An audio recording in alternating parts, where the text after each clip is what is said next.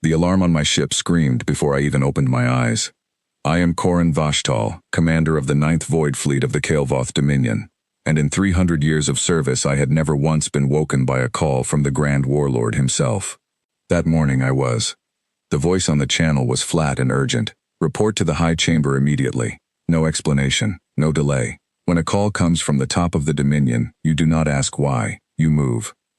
I dressed in under 2 minutes, my hands steady even as my mind raced through every mistake I might have made, every enemy I might have angered, every battle I might have lost without realizing it.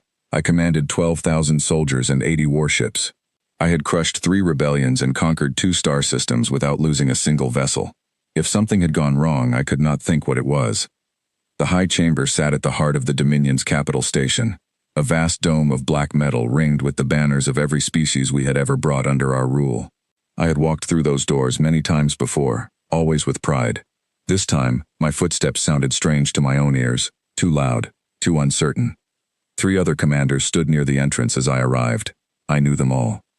Dinar Voss, who had taken the ice world of Krellin with a single strike. Ofara Sund, whose fleet had never lost a formation in battle. And Talon Rurik, the oldest of us, a commander so decorated that soldiers were said to save his campaigns as bedtime stories for their children. None of them looked at me. None of them looked at each other. They stood with their arms folded, their eyes fixed on the floor, like soldiers waiting to hear news of a defeat rather than commanders preparing for a new war. I stepped closer to Dinar. Something was wrong, and I wanted to know what before I walked into that chamber blind. "What is happening?" I asked him quietly. He looked up at me, and I will remember his expression for the rest of my life. It was not fear exactly. It was something heavier than fear.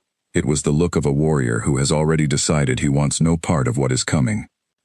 "You will find out soon enough," he said, and then he turned and walked away, out of the chamber entirely, down the long corridor toward the docking bay. He did not look back.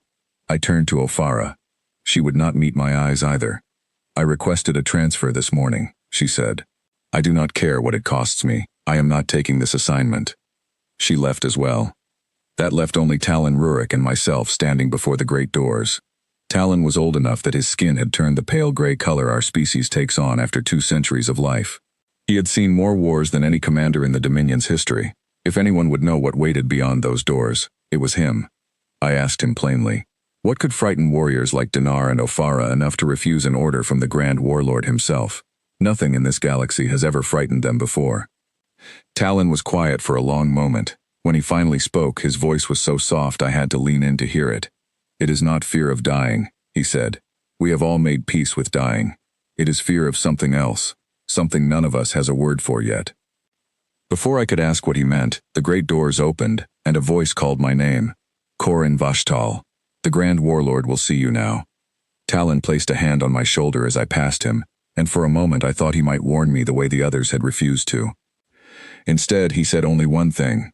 "Whatever they ask of you, consider carefully before you say yes." Then I was through the doors, and I was alone. The High Chamber was enormous, built to remind every visitor of exactly how small they were. The Grand Warlord sat upon a raised platform at the far end, surrounded by a council of senior officers and advisors, all silent, all watching me approach. I had stood in that chamber before, on the day I received my first fleet command, and I remembered feeling proud and tall. This time, walking down that long corridor of silent officers, I felt like a soldier walking toward his own execution, though I did not yet understand why. The Grand Warlord did not waste time on ceremony. "Commander Vashtal," he said, "3 of your peers have already declined the mission I am about to offer you. I trust you will not disappoint me the way they did." I bowed low, though my mind was already spinning with questions. "I would never refuse an order, my lord," I said. "What is the mission?" He gestured, and a star map bloomed into the air above us, a glowing display of a distant, unremarkable system on the far edge of known space. A single yellow star, a handful of small worlds. Nothing about it looked dangerous. Nothing about it looked important. 3 cycles ago, the Grand Warlord said, our scout ships detected a new species expanding outward from that system. They call themselves humans, primitive by every measurement our sensors could take. Slow ships, weak weapons, a young civilization barely out of its own cradle. That did not sound like a threat worth pulling 4 fleet commanders into the High Chamber for. "Then why the urgency, my lord?" I asked. The Grand Warlord's expression darkened, just slightly. just enough that I noticed. Because in the past 2 cycles, every scout ship we sent to observe them in secret has failed to report back, he said. Not been destroyed, not been detected fighting, simply gone silent, as though they were never there at all. A silence fell over the chamber. I looked around at the senior officers, expecting someone to explain this away, to offer some simple answer about equipment failure or navigational error. No one spoke. I broke the silence myself. Perhaps our scout ship simply malfunctioned, my lord. Deep space is unforgiving. Ships are lost to mechanical failure every cycle. 4 ships, Commander, the Grand Warlord said. 4 ships, from 4 different approach vectors, all vanishing without a single distress signal. I do not believe in coincidences of that size, and neither should you. I studied the star map floating above us, that small, unremarkable yellow star, and I felt the first faint stirring of something I did not want to name. Not fear. I told myself it was not fear. Curiosity, perhaps. Caution. What is my assignment? I asked. Take your fleet to the edge of human space, the Grand Warlord said. Make contact. Demand their surrender and their submission to Dominion rule, as is our custom with all lesser civilizations we encounter. If they resist, you have full authority to use whatever force is necessary to bring them into line. It should have sounded like any other mission I had completed a dozen times before. New species, weak defenses, a simple demonstration of Dominion strength followed by a quick and orderly surrender. I had done this exact thing on 11 separate worlds across my career, and every single time, the outcome had been the same. Fear, submission, a new flag added to the banners lining this very chamber. And yet I could not stop thinking about Dinar's face as he walked away. I could not stop hearing Talon's warning. Whatever they ask of you, consider carefully before you say yes. I looked at the star map one more time. That small yellow sun, that handful of quiet, unremarkable worlds, 4 vanished scout ships and not one word of explanation. I told myself that Dinar and O'Farah had simply grown soft after too many easy victories, that they had let old age or superstition get the better of their nerve. I told myself that whatever had happened to those scout ships had a simple explanation that a proper military mind would uncover within the first hour of arrival. I told myself a great many things in that chamber, standing beneath the weight of every officer's silent stare, and every single one of them was a way of avoiding the truth that some deeper part of me already suspected. Something out there was different, and I had just agreed to find out exactly how different, whether I was ready for the answer or not. I accepted the mission. The Grand Warlord seemed pleased, as much as a being like him ever showed pleasure. He told me my fleet would depart within the day, that I would be given full authority and full support, that the honor of the Dominion rested on a swift and total victory. I bowed, and I left the chamber the same way I had entered it, alone, though this time the silence around me felt different. Heavier, like the calm before every officer in that room expected a storm they did not want to name out loud. Outside the chamber, Talon Rurik was waiting for me. He did not ask what I had decided. He could see it in my face. I hope you are as strong as you believe yourself to be, Commander, he said quietly, because I do not think strength is going to be enough this time. I wanted to ask him what he meant, wanted to demand he explain exactly what he thought he knew about a species we had barely even observed. But he was already walking away, his old shoulders bent slightly under some invisible weight, and something told me he would not have answered even if I had asked. I returned to my ship within the hour. My crew greeted me with the usual excitement that comes before any new campaign, eager young officers asking about our destination, veteran soldiers checking their equipment with practiced calm, engineers running their final systems checks before departure. None of them knew yet what I had learned in that chamber. None of them had seen the faces of the commanders who refused this very mission before it ever reached my hands. I stood on the bridge of my flagship as the engines came to life beneath my feet, and I watched the star map load onto the main display, showing our course toward that small, unremarkable yellow sun on the edge of known space. 4 scout ships, gone without a trace, and 3 of the Dominion's finest commanders too afraid to even try. I told myself I was not afraid. I told myself this would be no different from any other conquest in my long career, that within a matter of days I would send word back to the Grand Warlord of a swift and total victory, another flag added to the banners of the High Chamber, another primitive species brought under the rightful order of the Dominion. Before the engines reached full power, I called Petra Doss to the bridge one final time, needing, for reasons I could not fully explain to myself, to speak with someone who had known me long enough to tell me the truth rather than what a commander wanted to hear. "Do you think I made the wrong choice accepting this mission?" I asked her. She weighed the question carefully before answering. the way she always did. "I think you made the choice the Dominion trained you to make," she said. "Whether that turns out to be right or wrong is not something either of us can know yet. But I will say this, Commander. In 40 cycles of service, I have never seen 3 officers of that caliber walk away from an assignment without a single word of protest to the Grand Warlord himself. Whatever they saw coming, they were certain enough of it to risk their entire careers rather than face it. That certainty is not nothing." I told her I understood, though in truth I was still turning her words over long after she returned to her station. The Ashvane's engines reached full power beneath us, and the capital station shrank behind us on the display, replaced slowly by the open dark of unclaimed space, stretching out toward that small, unremarkable yellow star on the edge of everything the Dominion had ever known. I gave the order to set course. My chief engineer, a steady young officer named Petra Doss, who had served under me for nearly 40 cycles, joined me on the bridge shortly after we departed the capital station. She had heard the rumors already, the way rumors always seem to travel faster than official orders on a ship full of soldiers with nothing to do but talk. "Commander," she said quietly, careful to keep her voice low enough that the rest of the bridge crew would not overhear. "Is it true that 3 commanders refused this assignment before it reached you?" I considered lying to her, telling her it was nothing more than idle gossip, but Petra had earned better than that from me across 40 cycles of loyal service. "It is true," I said. She was quiet for a long moment, her hands still moving across her console out of habit, even as her mind was clearly elsewhere. "My brother served under Ofara Sund for 6 cycles," she said finally. "He always said she was the most careful commander in the entire fleet. Not cautious out of fear. Careful because she never took a risk she had not already measured twice. If a commander like that refused an assignment without even asking what her punishment might be, I do not think that is something we should simply set aside as gossip, Commander." I told her, as much to convince myself as to reassure her, that every commander has moments of doubt, that even the finest officers occasionally let old instincts get the better of sound judgment. Petra nodded, the way a good subordinate nods when she disagrees but has decided not to press the matter further, and she returned to her station without another word.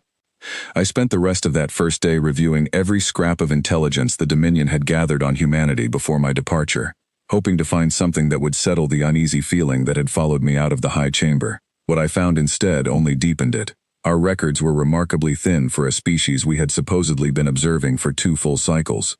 Population estimates that seemed to shift wildly between reports. Technological assessments that contradicted each other from one document to the next. One report calling their propulsion systems primitive, while another, filed only weeks later, noted unexplained bursts of speed that our own scout ships could not match. It read less like a careful intelligence file, and more like the scattered notes of observers who kept changing their minds about what they were looking at. I found a final entry, filed by the captain of the 4th scout ship, the last one to vanish before contact was lost entirely. It was short, hurried, clearly written in haste. "Approaching final observation point. Something about their patrol patterns does not add up. They move like they already know we are here, though we have given them no reason to suspect it. We'll report further findings upon return." There was no further report. The ship, and its entire crew, simply never returned. I read that final entry 3 times before setting the file aside, and for the first time since accepting this mission, I allowed myself to wonder, quietly, privately, whether Dinar Voss and Ofara Sund had seen this same entry, and understood something about it that I had not yet grasped. I did not know then that I was about to learn exactly why Dinar Voss and Ofara Sund had walked away without looking back. I did not know that Talon Rurik's warning would echo in my mind for the rest of my life. I only knew that my fleet was moving, that the engines were humming beneath the deck plating, and that somewhere ahead of us, in a system too quiet and too unremarkable to explain 4 vanished ships, something was waiting. Something that had made the galaxy's strongest warriors refuse to come anywhere near it. I was about to find out why. The first warning came from my own sensors, and it did not make sense. We had traveled for 6 days at high speed, crossing the empty distance between Dominion space and the edge of human territory. My fleet moved in perfect formation. 80 warships spread across the dark like a net waiting to close. I stood on the bridge of my flagship, the Ashvane, watching the star map count down the final hours before we reached the outer edge of the system the humans called home. I expected to find exactly what our reports described. A young, primitive species, simple ships, weak defenses, a civilization barely capable of leaving its own homeworld, let alone defending it. What I found instead made my chief sensor officer go silent for nearly a full minute before she could speak. "Commander," she finally said, her voice careful and controlled in the way trained officers speak when they do not want to sound alarmed. "I am reading unusual radiation signatures along our approach vector, a stellar flare belt that our charts marked as impassable to any vessel without heavy shielding." "Show me," I said. The display shifted, and I saw it. A wide, churning band of radiation stretching across our path, the kind of hazard that would strip the hull plating from an unshielded ship within minutes. Our own scout data, gathered before the 4 missing ships vanished, had marked this region as a natural barrier, one that any sensible fleet would sail carefully around. And moving through the center of that radiation belt, without any visible shielding at all, was a single small vessel. Human, according to our records, cruising through a zone that should have torn it apart, at a steady, unhurried pace, as though it were simply out for an afternoon flight. I stared at the display for a long moment. "Confirm that reading," I ordered. "Confirmed twice already, Commander," my sensor officer said. "Whatever that ship is built from, it is not behaving the way our models say it should." I felt the first cold thread of doubt settle into my chest, though I did not let it show on my face. I had commanders and soldiers watching me, and a fleet that needed to believe their leader was certain of victory. Petra Doss ran a second scan of the vessel before it disappeared entirely from our sensor range, checking every possible explanation her training could offer. She found nothing that satisfied her, and I could see it in the careful way she reported back to me, choosing her words with more caution than usual. "Commander, whatever hull material that ship is using, it is not on any list of known alloys in our databases," she said. "Either they have developed something entirely new, or our databases are simply out of date in ways nobody thought to update before this mission was assigned." I gave the order to hold formation and continue our approach, keeping well clear of the radiation belt ourselves, and I told myself that one strange ship proved nothing. Perhaps it was some kind of automated probe. Perhaps the humans had simply gotten lucky with unusually resilient hull materials. There were 100 explanations that did not require me to reconsider anything about this mission. In the hours before we reached the outer edge of human space, I reviewed our formation with my senior tactical staff, walking through contingencies for every scenario I could imagine: panic, resistance, a desperate last stand from a species that understood it was hopelessly outmatched. I had prepared for fear. I had prepared for defiance born of desperation. I had not prepared for what we actually encountered, and no amount of planning could have readied me for it, because nothing in our intelligence had suggested it was even possible. We reached the outer edge of human space 4 hours later. I had expected outposts, border stations, some kind of early warning system, even a primitive one, that would alert the humans to our arrival and give them time to panic and prepare a hopeless defense. Instead, we found almost nothing: a scattering of quiet mining platforms, a handful of unarmed transport vessels going about ordinary business. No panic, no alarm klaxons, no sign that anyone down there had even noticed 80 Dominion warships had just entered their territory. That should have felt like good news. Instead, it felt wrong in a way I could not name. I gave the order to open a communication channel, broadcasting on every frequency our scouts had identified as being in common use among the humans. My voice carried the full weight of Dominion authority, the same words I had used to bring 11 other worlds to their knees. "This is Commander Corin Vashtal of the Kael'voth Dominion, speaking to the leaders of the species known as humanity. Your territory now falls under Dominion jurisdiction. Surrender your defenses and submit to Dominion rule, and no harm will come to your people. Resist, and you will be shown the full strength of our fleet." I had delivered variations of that same speech 11 times before. Every single time, the response had come within minutes, filled with fear, with pleading, with desperate offers of surrender, wrapped in whatever terms the frightened species thought might save them. This time, the silence stretched on for nearly 20 minutes. I began to wonder if our translation systems had failed, if the humans simply had not understood the message. I was preparing to order a second broadcast when my communications officer's console finally chimed. "Commander," she said. "Incoming response. Audio only." "Put it through," I said. The voice that came over the channel was human, male, and utterly unremarkable in tone. No fear, no panic. If anything, it sounded faintly amused, the way a person might sound if a stranger had just told a joke they had heard many times before. "Yeah, this is Daniel Hart, captain of the freighter Wayline, out of Corin Station. Look, I don't know who you folks are or what jurisdiction you think you've got, but you might want to talk to someone with actual authority before you start handing out surrender demands to random cargo ships." I'm just hauling ore. I stood in stunned silence for a moment, my crew around me exchanging uncertain glances. This was not the response of a species that understood the danger it was in. This was the response of a man mildly inconvenienced by a wrong number. I tried again, sharpening my tone, letting the full weight of Dominion authority carry through the channel. You are speaking to the commander of a Dominion invasion fleet, I said. 80 warships stand ready to bring destruction upon your worlds unless your leaders agree to immediate surrender. I suggest you take this threat seriously. There was a pause on the other end, and then, unbelievably, the human laughed. Not a nervous laugh, not the laugh of someone hiding fear. A genuine, easy laugh, like he had just heard something mildly funny at the end of a long shift. All right, hang on, he said. Let me forward you to someone who actually deals with this stuff. Hold, please. Hold, please. I had conquered 11 worlds, and no species had ever asked me to hold. Please. The channel clicked, and after a moment, a new voice came through, calm and businesslike, a woman this time, introducing herself simply as Laura Bennett, listed as a duty officer for something called perimeter coordination. She did not sound frightened either. She sounded like someone handling a minor scheduling conflict. We've logged your fleet's arrival, she said.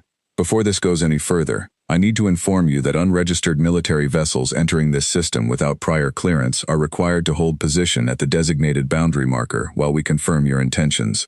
If you're here for trade or diplomatic contact, we can process that through the usual channels. If you're here for anything else, I'd strongly recommend reconsidering. I gripped the edge of my command console, feeling something I had not felt in 300 years of service. Not anger.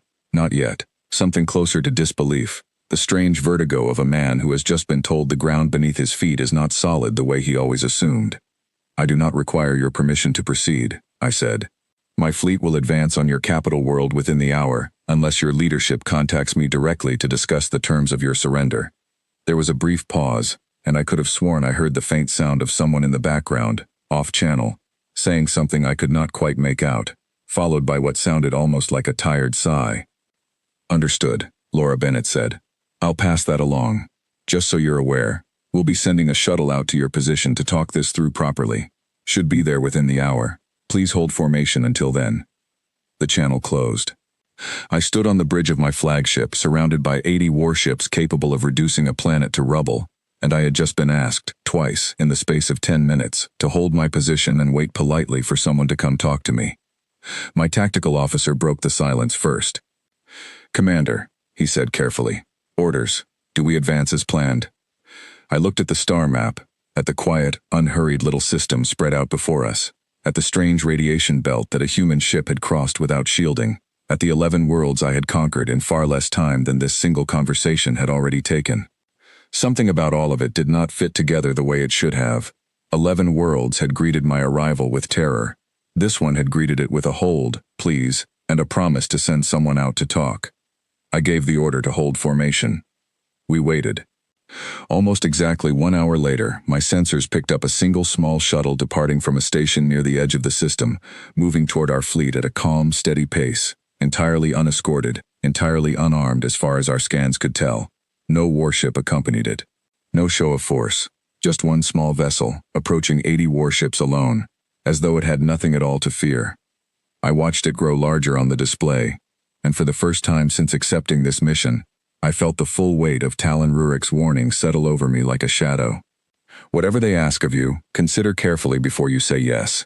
I had said yes, and now, watching that single unarmed shuttle drift calmly toward the heart of my fleet, I understood, for the very first time, that I might have made a mistake I could not undo. Before the shuttle arrived, my sensor officer flagged one more anomaly that stayed with me long after we docked it in memory. A quiet exchange of short-range signals passing between the human mining platforms scattered along our approach, transmissions too brief and too well encrypted for our systems to decode in real time. When I asked her what she made of it, she hesitated before answering.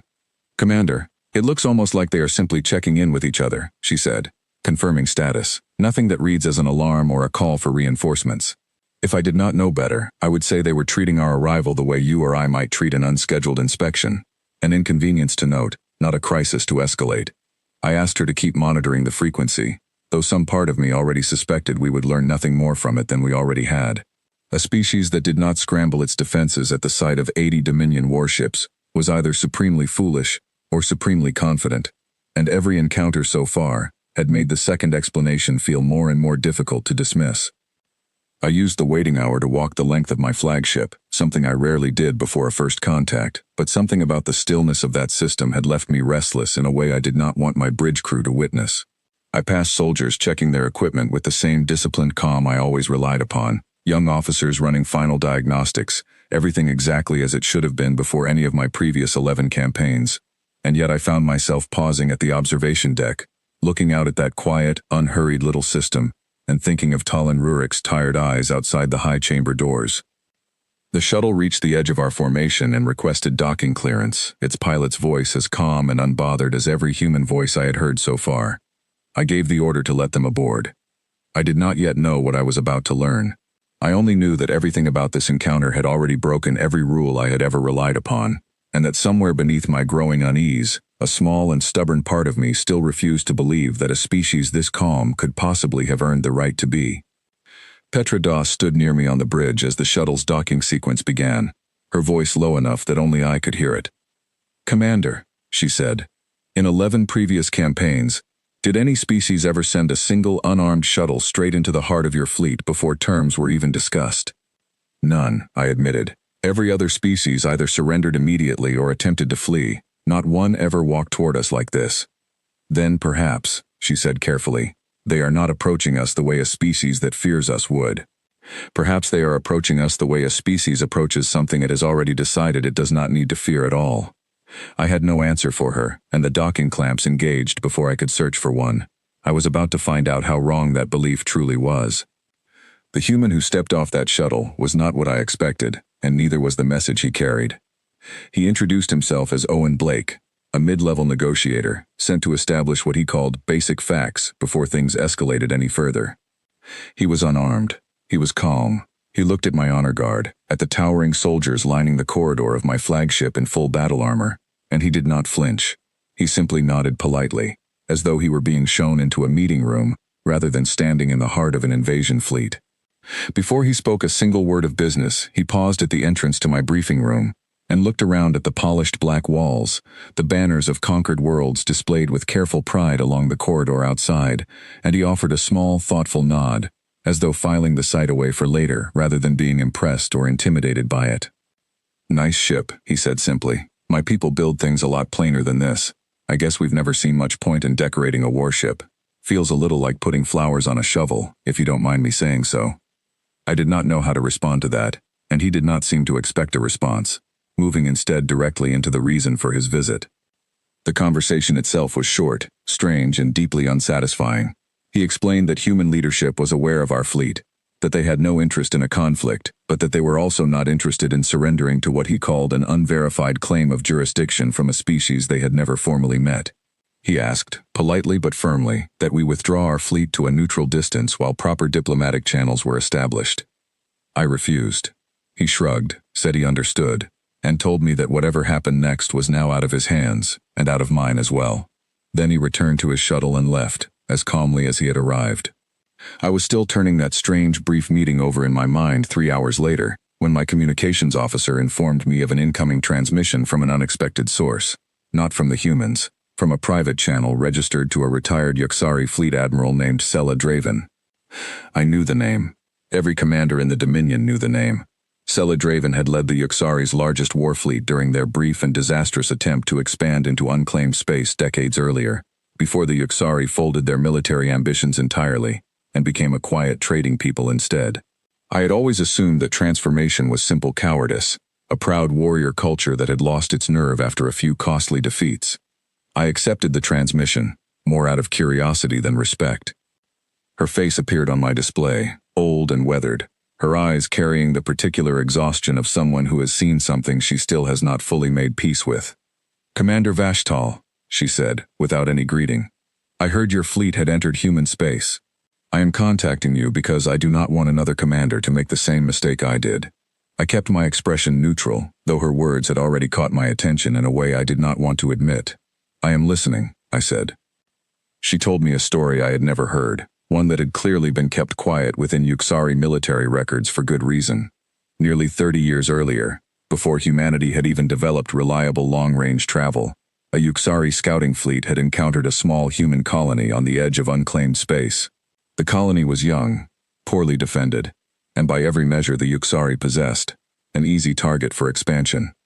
We attacked with 3 warships against a single defended settlement, Sela Draven said. By any reasonable calculation, it should have taken less than a day. It took 11. I frowned at that. 11 days against 3 warships and a colony with no fleet of its own sounded less like a defeat and more like an inconvenience. We lost all 3 ships, she said quietly. Not to superior weapons. Not to superior numbers. We lost them because every single human on that colony, farmers, engineers, children barely old enough to hold a tool, refused to stop fighting back. They used mining equipment as weapons when their proper defenses failed. They rigged their own homes with traps. When we boarded what we believed was an abandoned outpost, we found it wired to collapse the moment we stepped inside, killing the last 6 soldiers I had left. They had planned that days in advance, knowing it might cost them the building itself, simply to make sure we paid a price for taking it. I sat back in my chair, trying to reconcile this story with the calm, almost bored voice I had heard over the comm channel hours earlier. It did not fit. A species capable of that kind of desperate, relentless resistance should have sounded afraid when 80 Dominion warships arrived at their border. Instead, they had asked me to hold, please. That was 30 years ago, I said. A single isolated colony with primitive tools is a very different thing from an organized fleet meeting a Dominion invasion force. Perhaps that colony was simply an unusual case. Desperate people fight harder than trained soldiers. That is not the same as strength. Sela Draven's expression did not change, but something in her voice sharpened. That is exactly what I told myself afterward, she said. I told myself the same thing you are telling yourself now, that it was a fluke, that it proved nothing about the species as a whole. I nearly convinced myself of that story for years, until I finally understood the truth, which is far simpler and far more frightening than anything about tactics or weapons. What truth? I asked, though some part of me already dreaded the answer. Humans do not need to be trained to fight the way we do, she said. They are born into a world that has been trying to end them since before they understood what danger even was. Their own homeworld nearly destroyed them 100 times over, long before they ever built a single starship. Disease, disaster, each other, more often than anything else. They have spent their entire history as a species clawing their way through threats that would have ended any of our peoples in a single generation. By the time they finally looked up at the stars, fighting for survival was not a skill they had to learn. It was simply what they were. I wanted to dismiss this as sentimental exaggeration, the kind of story a defeated admiral tells herself to explain away a loss that was really just poor planning. But I found I could not quite manage it, not after watching a single unshielded human freighter cross a lethal radiation belt without concern, not after being told to hold, please, by a species I had come to conquer. Even if what you say is true, I said, my fleet carries firepower that colony never faced. 80 warships, full tactical support. We are not 3 ships against farmers with mining tools. Sela Draven was quiet for a long moment, and when she spoke again, her voice had lost all of its earlier sharpness, replaced with something closer to genuine sadness. Commander, she said, I am not warning you because I think you will lose in the way that colony beat my 3 ships. I am warning you because of what happens after. Word travels through human space in ways we still do not fully understand. Within hours of my defeat, the humans had already changed how every one of their border colonies prepared for outside contact. They did not panic, they did not retreat. They simply adapted, calmly and completely, the way you or I might adjust a schedule that had become inconvenient. That is not the behavior of a frightened species reacting to a threat. That is the behavior of a species that has already decided, somewhere deep in its history, that it will never again allow itself to be caught unprepared. And a species like that does not stay weak for very long. I sat with her words for a long moment, the bridge of my flagship suddenly feeling smaller than it had an hour before. Then why are you telling me this instead of the Grand Warlord? I asked. If this knowledge is so important, why has it stayed buried in old Yuksari records for 30 years, instead of shaping how the entire Dominion approaches this species? Her answer was the one that stayed with me longest. Because no one believes a defeated admiral, she said. Pride does not want to hear that a farming colony with mining tools beat a trained war fleet. Pride wants a simpler story. Bad luck. Poor planning. Anything except the truth, which is that we met something stronger than us, and refused to admit it. I have spent 30 years trying to warn commanders like you, and every single one of them has looked at me exactly the way you are looking at me right now. Before she closed the channel, I asked her one final question. the one that had been forming in my mind since she first began speaking. "If you believed all of this so completely," I said, "why did your people abandon their fleet entirely instead of simply learning to fight humanity more carefully? Surely a species as old and as capable as the Yuksari could have found a better way forward than giving up on warfare altogether." Celadraven's expression shifted into something I had not expected. Not shame, something closer to peace. "Because we finally understood there was nothing to fight for," she said. "We had built our entire military culture around the idea that strength meant taking what other, weaker peoples could not hold on to.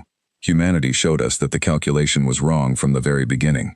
There is no prize worth claiming from a people who will burn down their own home rather than let you keep it.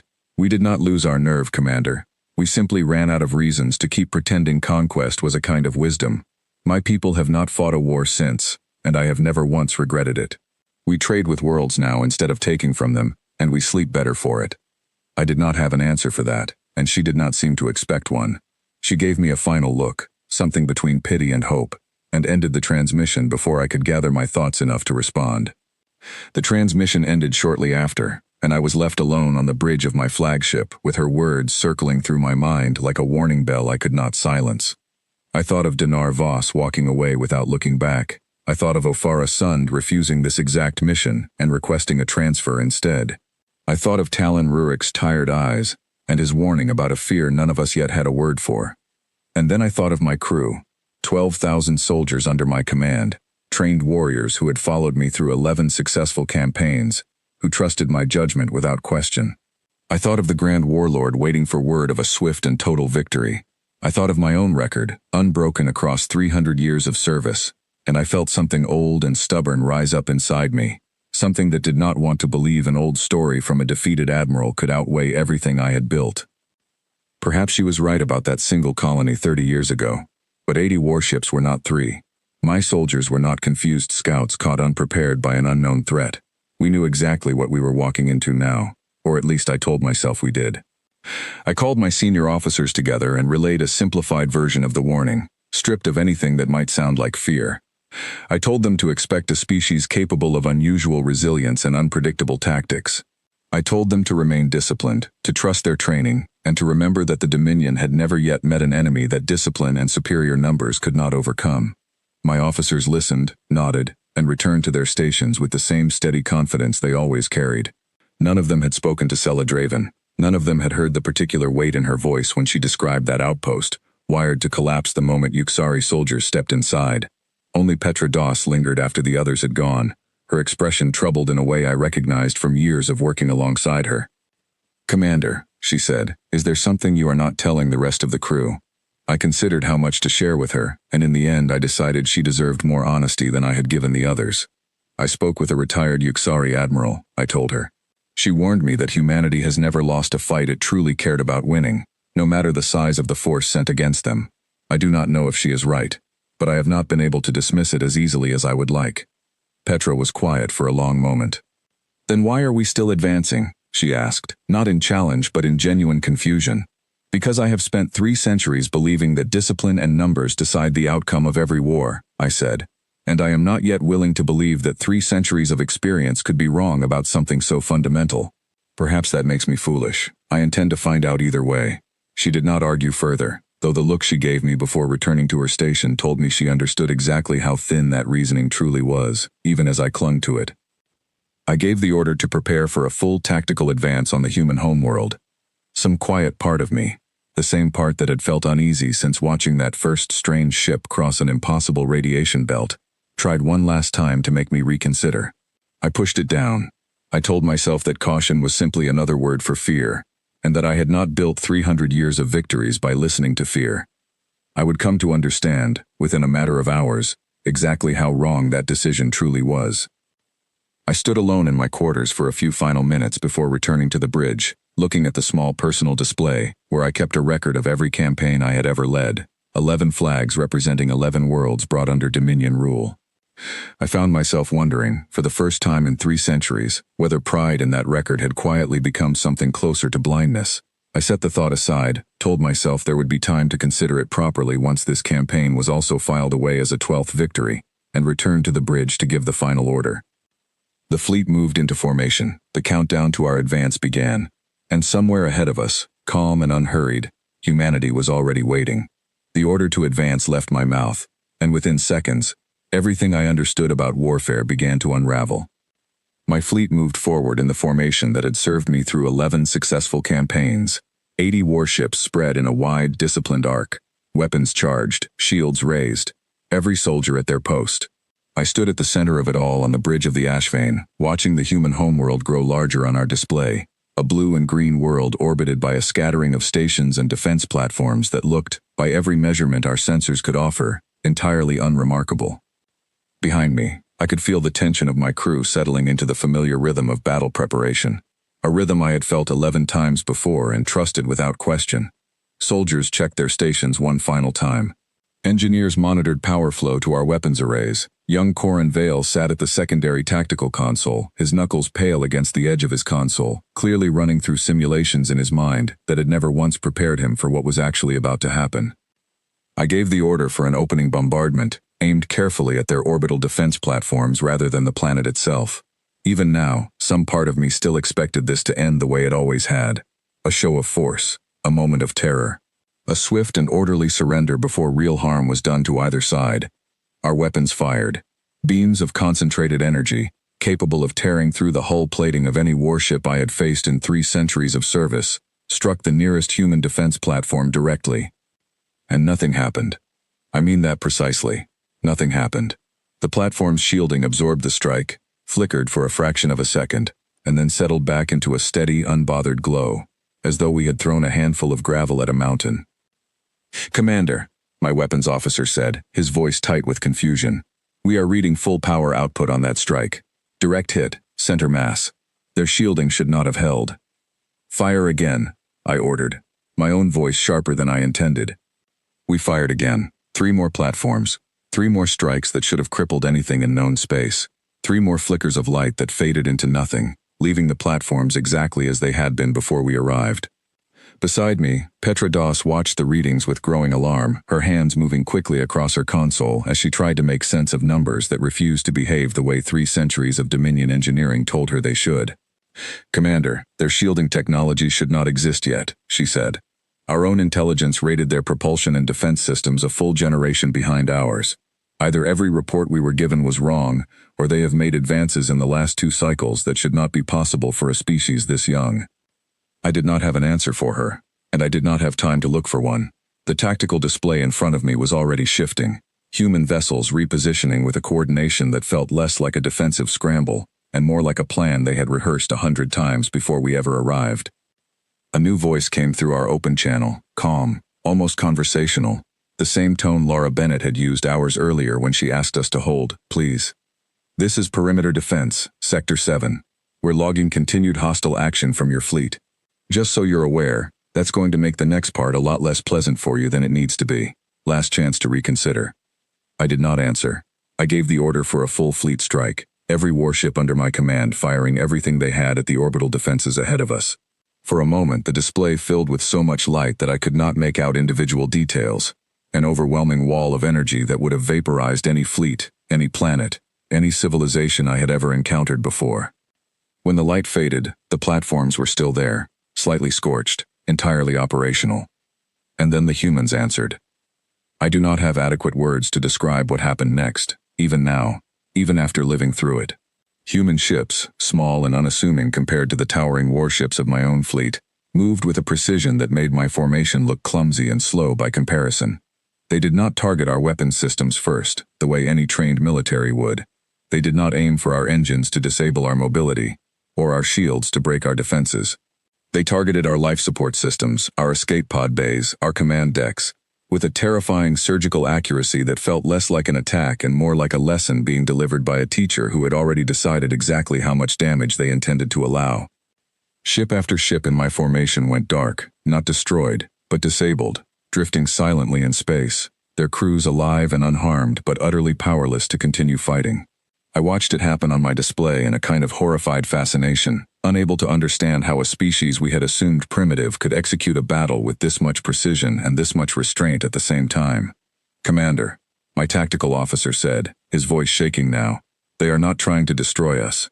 Every strike pattern is designed to disable without killing. I have never seen anything like this. It is like they are being careful with us. I thought of Sela Draven's words. That is not the behavior of a frightened species reacting to a threat. A young lieutenant named Corin Vale, barely 3 cycles out of his training, called out from the secondary tactical station, his voice cracking slightly under the strain of watching his first real engagement collapse around him. Commander, the Halveth just went dark, and the Soren right behind it. That is 2 full squadrons disabled in under 4 minutes. I have never seen loss rates like this in any simulation we trained on. This is not a simulation, I told him, though the words felt hollow even as I said them, because nothing about my own training had prepared me for this either. I ordered my fleet to regroup, to concentrate our fire on a smaller number of human vessels rather than spreading our strength thin across their entire defense network. It was sound tactics, the kind of adjustment that had won me battles against far more experienced enemies than this. I watched my ships pull together into a tighter formation, weapons converging on a cluster of 3 human vessels near the edge of the engagement. The 3 human ships did not scatter in panic the way every other enemy I had faced would have. They moved together, smoothly, almost lazily, shifting formation in a way that made our concentrated fire slide harmlessly past them, each strike missing by margins too precise to be luck. And then, without any warning, without any dramatic build-up, they returned fire, and 6 of my warships went dark within the span of a single breath. Commander, my communications officer said, her voice barely steady. Incoming transmission from the lead human vessel. Put it through, I said, though some part of me already dreaded what I would hear. The voice that came through was calm, almost gentle, nothing like the voice of a warrior in the middle of battle. This is Captain Ethan Cole, he said. Look, I get that you're following orders. Command doesn't have to know exactly how badly this went for you, if you want to pull your remaining ships back now. Nobody else has to lose their ship today. Your call. I stood in stunned silence, staring at the tactical display, at the wreckage of a battle that had barely lasted 20 minutes, at ships disabled rather than destroyed, at a fleet that had every reason to annihilate us and had instead chosen, deliberately and repeatedly, not to. Around me, my crew looked to me for a decision, their faces a mixture of confusion and something close to fear, an emotion I had never once seen on the bridge of my flagship in 300 years of service. My soldiers had been trained since childhood to face death with pride, to see honorable defeat as an acceptable outcome of war. What none of us had ever been trained for was mercy from an enemy who could clearly have chosen otherwise. I thought of the 11 worlds I had conquered before this one, worlds that had surrendered the moment they understood the true scale of Dominion power arrayed against them. I thought of how proud I had been of those swift, bloodless victories, how I had told myself they proved the strength of Dominion discipline over lesser, disorganized enemies.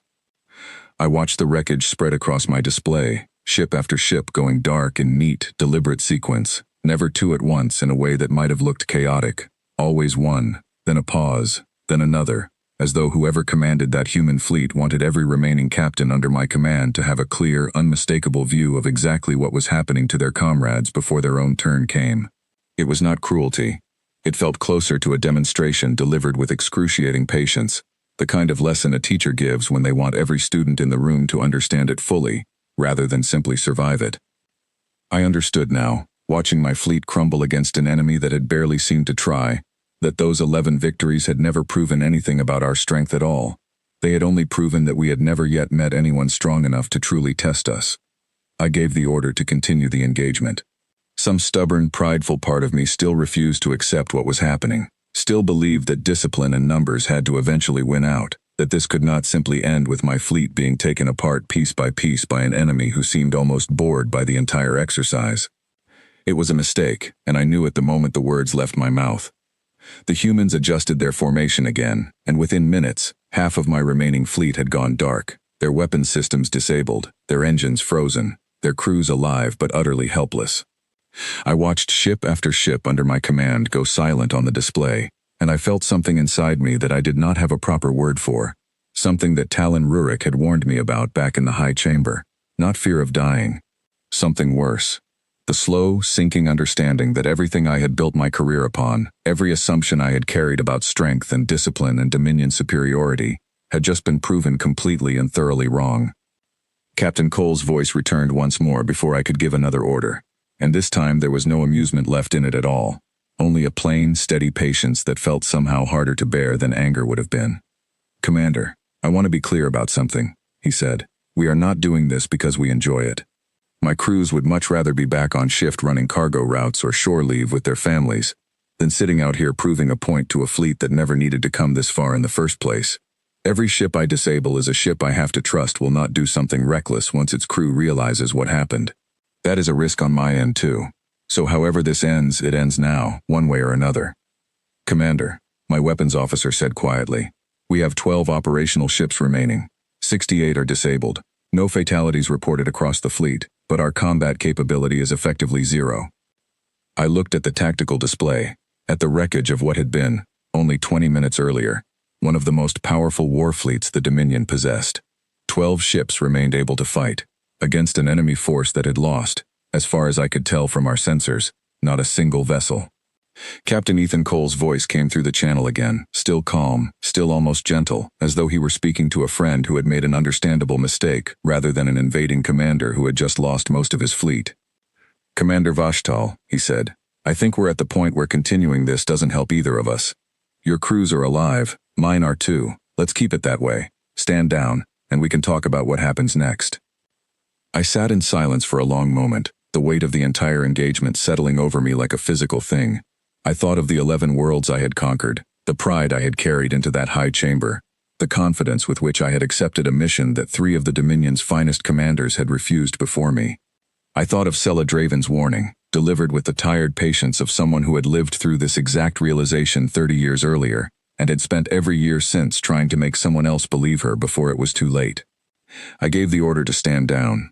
The words felt strange in my mouth, unfamiliar, the first time in 300 years of service that I had ever spoken them. My remaining ships lowered their weapons.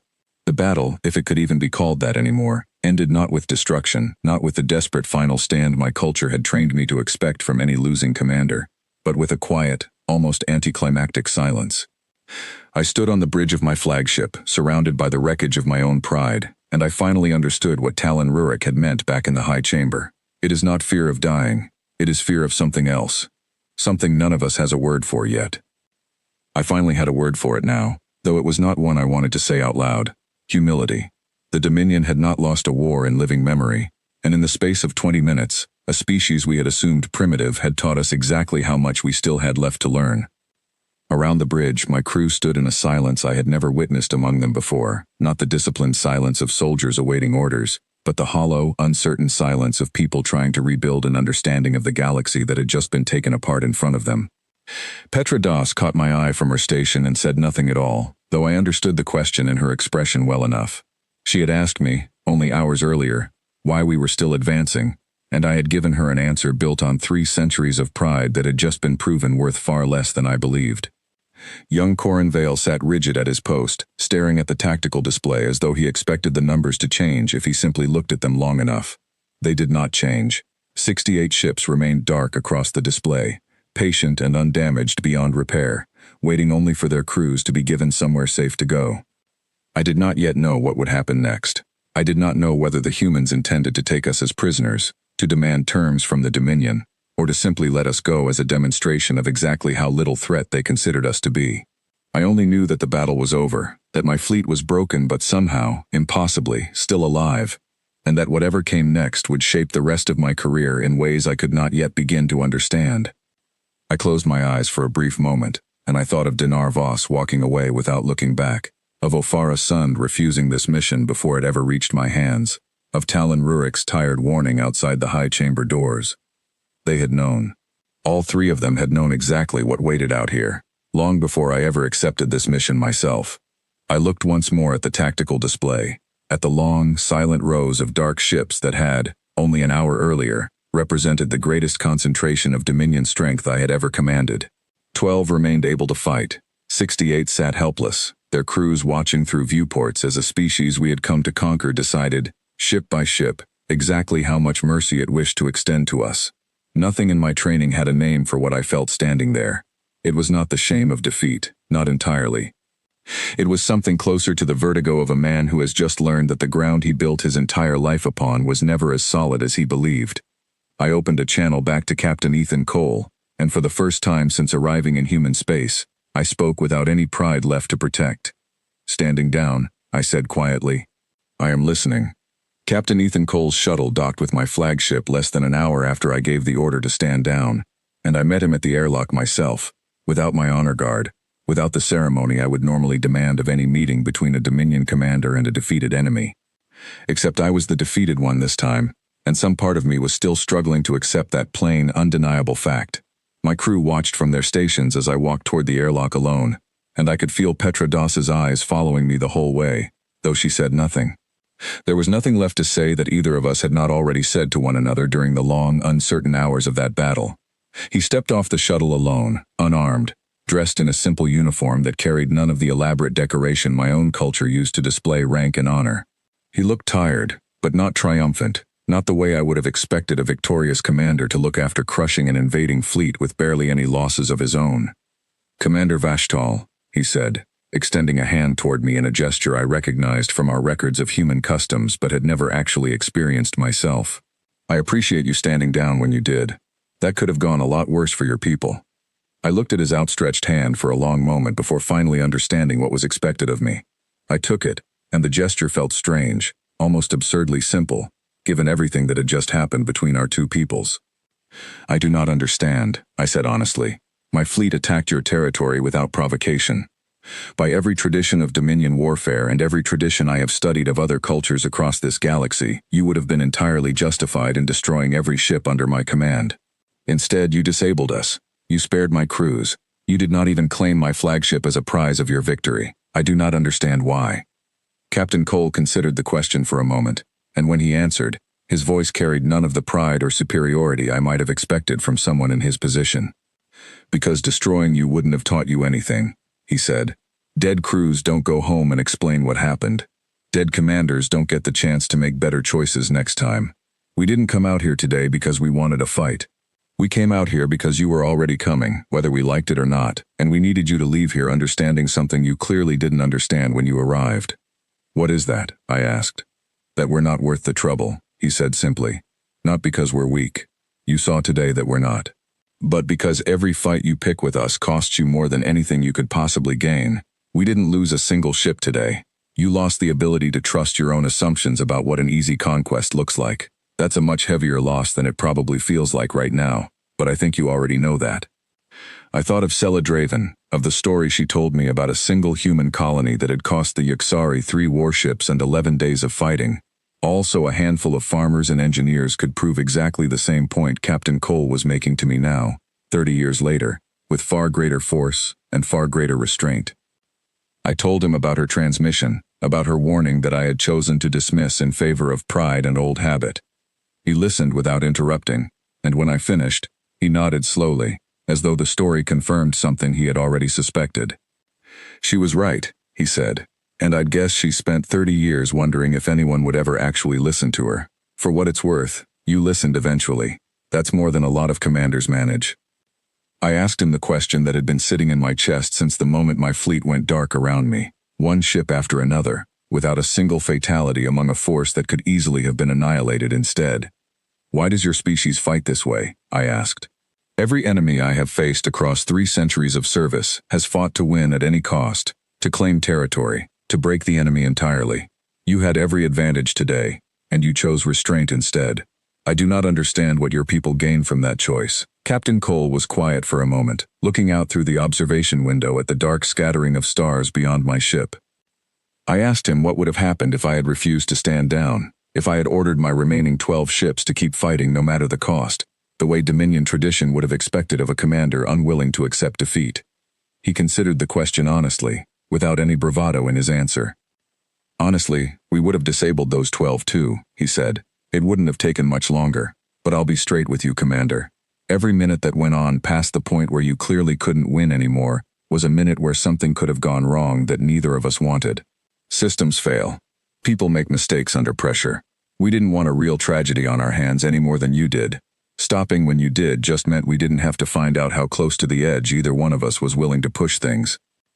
I asked him, too, about the 4 Dominion scout ships that had vanished before my fleet ever arrived, the mystery that had started this entire chain of events back in the High Chamber.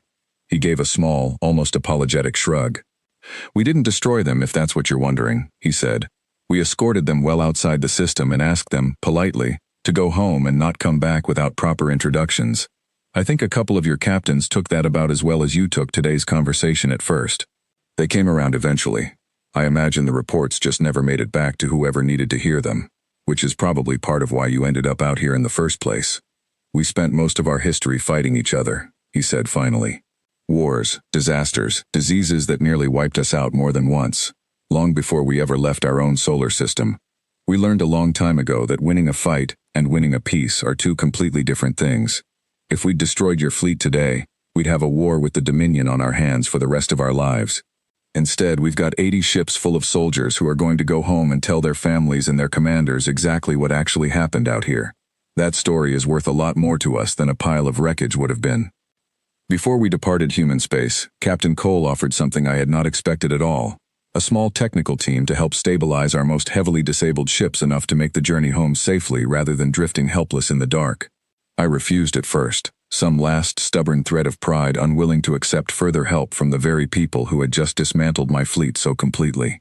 Petra Doss convinced me otherwise, quietly reminding me that 12,000 soldiers under my command deserved a commander who put their safety above his own wounded dignity. I accepted the help, and I have never once regretted that decision since. I returned to Dominion space 6 days later, my fleet limping home under its own reduced power, 70% of my ships still requiring extensive repair before they would be combat capable again. I had expected, throughout that long journey home, that I would be relieved of command the moment I reported the full scale of our defeat to the Grand Warlord.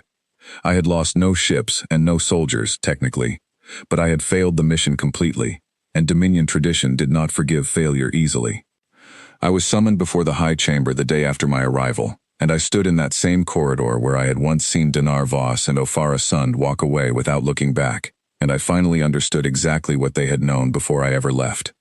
The Grand Warlord listened to my full report in silence, his expression unreadable as I described the radiation belt, the calm and unhurried responses from human command, Celadraven's warning about a species shaped by its own long, brutal history of survival, and finally, the battle itself. 70% of my fleet disabled within 20 minutes by an enemy that had lost, as far as our sensors could confirm, nothing at all. When I finished, the chamber remained silent for a long time. Commander Vashtal, the Grand Warlord, finally said, "You have brought me the first honest account of humanity this Dominion has ever received. 3 commanders before you refused this mission rather than risk learning what you have just learned.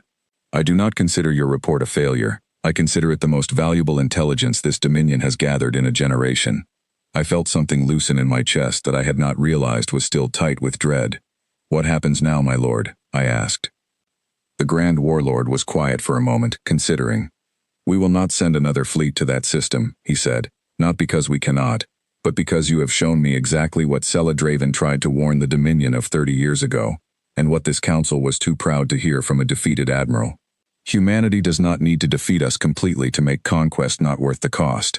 They only need to make it clear that every attempt will cost us more than we are willing to pay. You have made that clear beyond any doubt." Before I was dismissed from the chamber, one of the senior counselors, a stern old officer named Garrick Thelvane who had sat on that council since before I was given my first command, asked me a question that lingered with me long after I left. "Commander, if given the order again today, knowing everything you now know, would you still accept this mission?" he asked. I thought carefully before answering, unwilling to give a hollow response simply to satisfy the room. "I would accept it again," I said. "Not to conquer them. I understand now that was never a realistic goal. I would accept it to be the one who finally brought the truth home, instead of leaving that burden to fall on someone else, the way it nearly fell on nobody at all after Celadraven's defeat 30 years ago. Somebody needed to listen to her eventually. I am simply glad it was me, even if the cost was higher than my pride would have liked."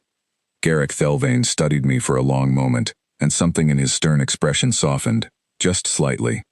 "That is a wiser answer than I expected from a commander with 3 centuries of unbroken victories behind him," he said. "Perhaps this defeat has taught you more than any of those victories ever did." I left the High Chamber that day carrying a strange mixture of relief and something closer to quiet respect, an emotion I had never expected to feel toward a species I had once dismissed as primitive before I ever met them. In the years that followed, I heard that the Dominion quietly added humanity to a short, carefully guarded list of civilizations no commander was permitted to engage without direct authorization from the High Chamber itself, a list that included only a handful of ancient, terrifyingly powerful species, capable of ending entire star systems with a single strike. Humanity did not belong on that list because of what they could destroy. They belonged there because of how completely they had proven that trying to conquer them was never going to be worth what it cost. I kept Petra Doss on as my chief engineer for every campaign that followed, and I made a point, from that day forward, of listening more carefully whenever she voiced a doubt rather than waiting for events to prove her right after the fact. Young Corin Vale went on to become a fine tactical officer in his own right, and I heard years later that he had a habit of telling new recruits about the day he watched 2 full squadrons vanish from a display in under 4 minutes, not as a story of shame, but as a story of the exact moment he learned that confidence and wisdom were never quite the same thing. I met Sela Draven again, years later, at a quiet gathering of retired officers who had learned, each in their own painful way, exactly the lesson I had learned that day above the human homeworld. She did not say "I told you so." She simply nodded when she saw me, the tired, knowing nod of someone who finally had one more person who understood. I think of Captain Ethan Cole often, standing calmly on the bridge of my broken flagship, explaining with quiet patience exactly why his people had chosen restraint over destruction. I think of Dinar Voss and Ofara Sund, who understood the wisdom of refusal before I ever did, and who I no longer think of as cowards, but as warriors wise enough to recognize a fight not worth having. And I think, more than anything, of Talon Rurik's warning outside the high chamber doors, the one I did not fully understand until it was almost too late. It is not fear of dying. It is fear of something else. Something none of us has a word for yet. I have a word for it now, and I carry it with me still, every time I look at a star map and consider which battles are truly worth fighting. Respect. Earned not through conquest, but through the simple, undeniable proof that some enemies do not need to destroy you to defeat you completely. The Dominion never sent another fleet toward that quiet, unremarkable yellow star. And somewhere out there, I imagine, humanity continued exactly as they always had, calm, unhurried, and entirely unbothered by how close they had once come to a war they never wanted and never needed to fight. Even the galaxy's strongest warriors refused that mission before I did. It took me a broken fleet and a defeated admiral's warning to finally understand why.